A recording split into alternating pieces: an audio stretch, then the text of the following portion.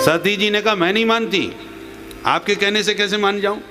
बोले बाबा ने कहा जो तुम्हारे मन अस संदेह तो को नहीं जाए परीक्षा ले, तुम्हें मेरे बात पर भरोसा नहीं तो जाओ जाके परीक्षा ले लो।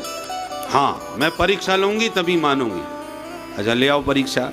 सती जी ने क्या किया, कैसे परीक्षा लूं, ये अपनी पत्नी के लिए रोते फिर रहे, तो चलो मैं ही बन जाती हूं। तो सती जी स्वयं सीता जी बन करके बैठ गई रास्ते में। राम जी सीते सीते पुकारते आ रहे थे और जैसे ही सती जी को सीता के स्वरूप में देखा रोते हुए राम जी ने, तो 1 मिनट में आंसू पहुंच लिए और मुस्कुराते हुए बोले माता जी प्रणाम, मेरे भोले बाबा को अकेला छोड़ के जंगल में कहाँ घूमती फिर रही हो, विपिन अकेले फिरऊ के ही हेतु। अब सती जी ने माथा पकड़ा, हे भगवान, इसका मतलब सचमुच नाटक कर रहे थे ये। 1 मिनट पहले कैसे दहाड़ मार मार के पत्नी के लिए रो रहे थे और मैं जब उनका रूप बना के आई तो 1 क्षण में पहचान गए, इसका मतलब ये सब नाटक चल रहा था। असलियत समझ में आ गई। राम जी की सर्वज्ञता का सती को ज्ञान हो गया कि वास्तव में सर्वज्ञ है। और जब लौट के आए तो भोले बाबा ने कहा कहो क्या परीक्षा ली। सो घबरा गई, अरे नहीं महाराज मैं क्या परीक्षा लेती, आपकी बात भला झूठी हो सकती है, मैं तो बस जाके आपकी तरह बस प्रणाम करके आ गई। भोले बाबा को लगा यदि प्रणाम मेरे कहने से करना था तो उसी वक्त कर लेती, कुछ तो गड़बड़ है, कुछ छुपा रही है हमसे। भोलेनाथ तो सर्वज्ञ है, आंख बंद करके तुरंत देखा और सती ने जो नाटक किया सब समझ में आ गया। भोले बाबा का मूड खराब हो गया कि राम जी मेरे इष्ट देव हैं तो सीता मेरी मैया है और मेरी मैया का वेश बना लिया इसने, मेरी माँ का स्वरूप धारण कर लिया है सती ने, तो अब इस शरीर से सती से कभी भेंट नहीं होगी क्योंकि धर्म विरुद्ध आचरण होगा। माँ का स्वरूप बनाने के बाद अब पत्नी रूप में तो मैं इन्हें कभी स्वीकार नहीं करूंगा, हमेशा के लिए सती को त्याग ही दिया। परिणाम यह हुआ कि सती ने फिर दक्ष के यज्ञ में शरीर त्यागा, दोबारा जन्म लिया पर्वत की पुत्री पार्वती बन करके, तब भोले बाबा को प्राप्त कर पाया। तो कहने का मतलब यह है कि भगवान की लीला बड़ी विचित्र है, जल्दी से समझ में आती नहीं। सो जाने जहि देव जनाई, जानत तुम्हें हो जाई। तो जैसे राम जी ऐसी कन्हैया की लीला में ब्रह्मा जी का माथा खराब हो गया, चतुरानन चक्कर में पड़ गए, समझ में नहीं आया कैसा भगवान है, सबका जूठा मीठा खाता फिर रहा है। तो मैंने निवेदन किया ना, कलाकार वही है भले ही करोड़पति है, कलाकार हो भले ही बंबई में बंगला हो, परंतु कुली या किसान का काम करेगा तो उस समय ओरिजिनलिटी दिखनी चाहिए कि वास्तव में ही किसान का बेटा। आतंकवादी बने तो आतंकवादी जैसा लगे, देखने वालों को संदेह हो जाए कि सचमुच आतंकवादी ही तो नहीं है। वो है कलाकारी जिसमें जीवंत सचमुच वैसा ही लगने लगे। तो राम जी भले ही सर्वज्ञ हैं, सच्चिदानंद हैं, पर रोने का नाटक किया तो इतना जीवंत किया कि सती जी को समझाते समझाते भोले बाबा परेशान, समझ में नहीं हो ही नहीं सकता, ये भगवान हो ही नहीं सकते। यही तो भगवान की विशेषता है, यही तो कलाकारी है। तो ब्रह्मा जी चक्कर में पड़ गए कन्हैया की कलाकारी से। धामना स्वेन सदा निरस्त कोहकम, जो भी भगवान के धाम का आश्रय लेते हैं गोविंद उनके समस्त माया प्रपंच को समाप्त कर देते हैं, जन्म मरण के सारे भव बंधन काट देते हैं।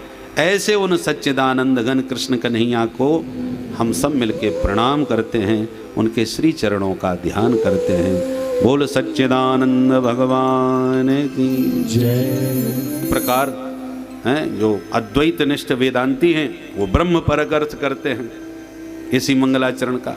तो मैंने कहा ना कि यदि मंगलाचरण की ही विशद व्याख्या की जाए तो भागवत सप्ताह मंगलाचरण में ही संपन्न हो जाए। इसलिए भागवत का जो सप्ताह होता है ये शताब्दी का सफर होता है, फटाफट गाड़ी दौड़ानी पड़ती है तभी जा कर के स्टेशन तक गाड़ी समय पर पहुंच पाती है। पहले हम लोग जब कथा कहते थे संगीत भी नहीं चलता था तो खूब जोश में, प्रारंभ में कथा में थोड़ा जोश भी रहता है कि ज़्यादा से ज़्यादा बोले, तो 8 घंटे कथा होती थी हमारा। 4 घंटे सुबह 4 घंटे शाम, 9 से 12 होती थी सो 1 घंटे खींच लेते थे, 1 बजाते थे, और 3 से 6 की जगह फिर 1 घंटे उधर खींच लेते थे, तो ऐसे 8 घंटे। हमारी वह पुरानी लगभग 25 साल पहले हरिद्वार में गंगा के तट पर कथा हुई थी, उसकी रिकॉर्डिंग है। तो इस समय महाराज देश के कोने कोने में जो भागवत प्रेमी लोग हैं, ऐसी कहीं जगह नहीं जो भागवत के प्रेमी या कथावाचक जो बनना चाहते हैं, और सबके पास वह चिप मिलेगी वो उस जमाने की, क्योंकि विस्तृत कथा बहुत विस्तार से उसमें कही गई है।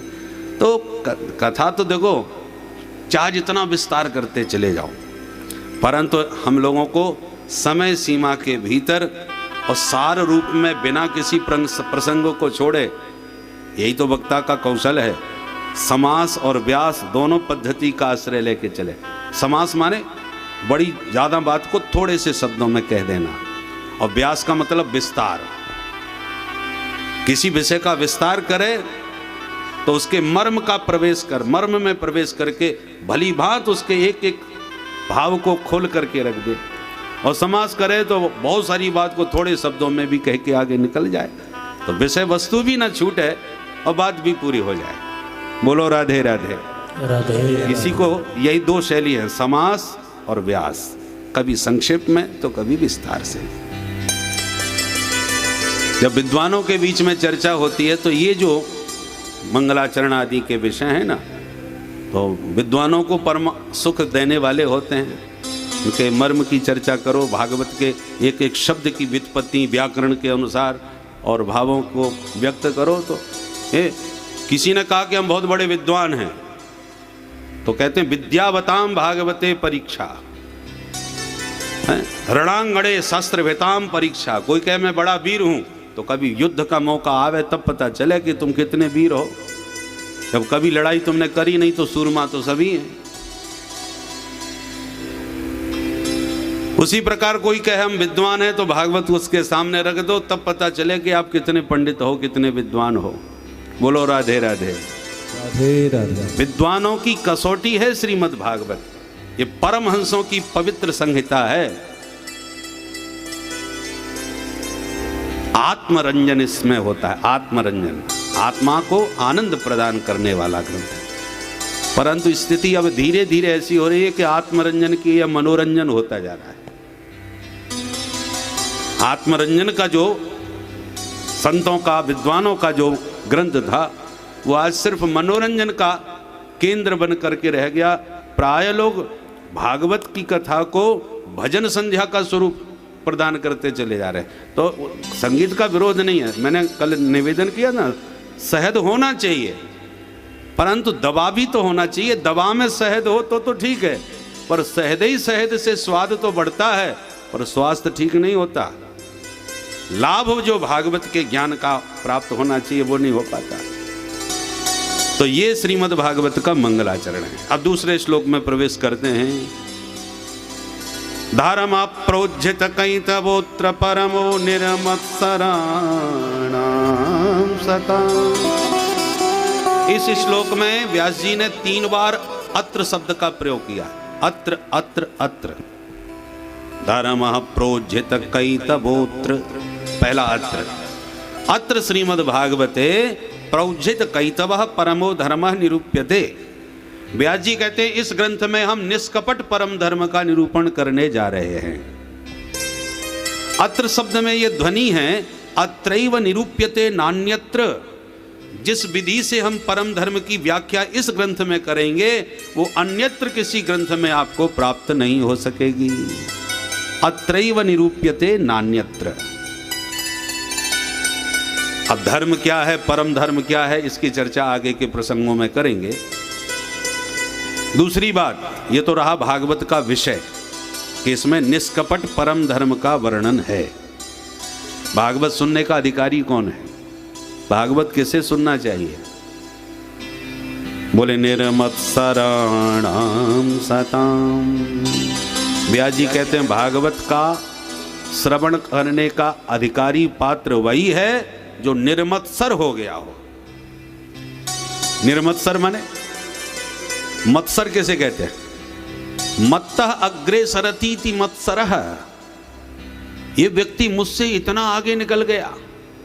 जब आप अपने से किसी को बहुत ऊपर बढ़ते उड़ते देखते हो तो उसकी तरक्की से यदि आपके भीतर जलन होने लगे तो समझ लो आपके भीतर मच्छर घुसा है।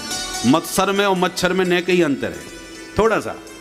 बाहर से जो खून पिए काटे वो मच्छर, और भीतर से जो काटे वो मत्सर। तो जिनके भीतर का मच्छर मर जाता है वही भागवत सुनने का अधिकारी बन जाता है। तो भागवत की पात्रता क्या है? जब दूसरे की प्रशंसा, प्रतिष्ठा, उत्कर्ष आपको आनंद प्रदान करने लगे तब समझना कि आप भागवत सुनने के उत्तम पात्र बन गए। पात्रता, गाय का दूध अमृत है,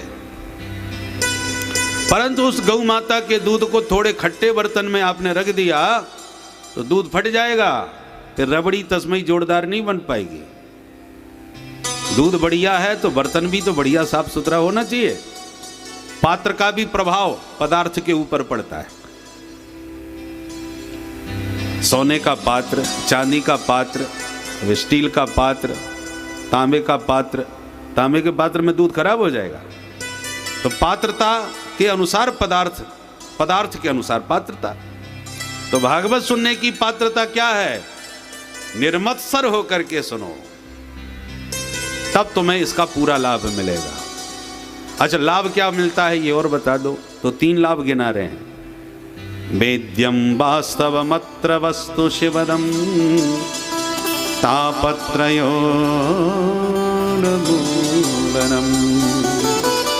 अत्र वास्तव वस्तु वेद्यम, इसका श्रवण करने से तुम्हें वास्तव वस्तु का बोध हो जाएगा। ये वास्तव वस्तु क्या होती है? तो टीकाकारों ने 3 अर्थ वास्तव के किए हैं। वास्तवो जीवः, वास्तवी माया, वास्तवम जगत। जीव तत्व क्या है, माया तत्व क्या है, जगत तत्व क्या है, इन तीनों का तुम्हें ज्ञान हो जाएगा। ये तीनों को वास्तव कहा जाता है। अच्छा, ज्ञान हो गया फिर क्या होगा? बोले शिवदम। यदि इन 3 तत्वों का ज्ञान हो गया तो तुम्हारा परम कल्याण हो जाएगा। शिव माने कल्याण, शिवम कल्याणम ददाति इति शिवदम। तुम्हें परम कल्याण की प्राप्ति हो जाएगी। अच्छा, कल्याण हुआ कि नहीं हुआ ये तो बाद में पता चलेगा। भाई मरने के बाद कौन कहां गया कैसे पता चलेगा? मरने के बाद प्राय सबके नाम में अच्छा ही लिखा जाता है। स्वर्गवासी, साकेतवासी, बैकुंठवासी, गोलोकवासी, यही सब लिखा जाता है। कितना भी दुष्ट पापी व्यक्ति मरे परंतु ये कोई नहीं लिखेगा न फलाने नरकवासी। कौन लिखेगा? अच्छा ही लिखा जाता है। तो ये तो परोक्ष विषय है कि हमारा कल्याण हुआ कि नहीं हुआ, मरने के बाद किसको पता? आप टेलीफोन करके भी नहीं पूछ सकते कि दादाजी कहाँ पहुँच गए, कार्ड छपाना है। कोई संपर्क नहीं, ये केवल भावना के अनुसार ही कल्पना मात्र की जा सकती है। तो ये तो परोक्ष विषय है। प्रत्यक्ष फायदा क्या है ये बताओ। बोले तापत्रयोन्मूलनम। व्यास जी कहते हैं तुम्हारे जीवन के जो दैहिक दैविक भौतिक ताप हैं, इन तीनों तापों का सर्वथा उन्मूलन हो जाएगा। एक तो होता है काटना, एक है उखाड़ना। काटा हुआ वृक्ष पुनः अंकुरित हो सकता है, परंतु उखाड़ दिया जिसको वो सर्वथा समाप्त। तो कहते हैं ये जो त्रिताप हैं, 3 प्रकार के ताप, तापत्रयोन्मूलनम, उन्मूलनम, जड़ से तुम्हारे जीवन से ये तीनों ताप समाप्त हो जाएंगे यदि इस भागवत रस को आपने ठीक से हृदयंगम कर लिया तो।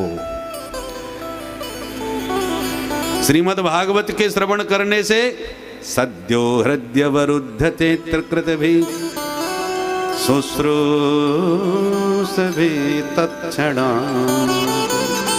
व्यास जी कहते हैं जहां आपने सुनने की उत्कट उत्कंठा आपके भीतर उत्पन्न हुई कि तत्क्षणात ईश्वर हृदय अवरुद्धते, उसी क्षण ईश्वर तुम्हारे हृदय में आकर के अवरुद्ध हो जाएंगे। शब्दों पर ध्यान दें। हृदय में हरि विराजमान हो जाएंगे ऐसा नहीं कह रहे। हरि अवरुद्ध हो जाएंगे। अवरुद्ध होने में, विराजमान होने में बहुत बड़ा अंतर है। आप सब विराजमान हैं कथा में, और अचानक कोई काम याद आ गया तो 1 मिनट में प्रणाम किया और खिसक लिए। परंतु जब कथा प्रारंभ हो और गेट बंद हो जाए, जैसे पूज्य श्री राम सुखदास जी महाराज का सत्संग होता था ना, आप लोगों ने सुना होगा, सुबह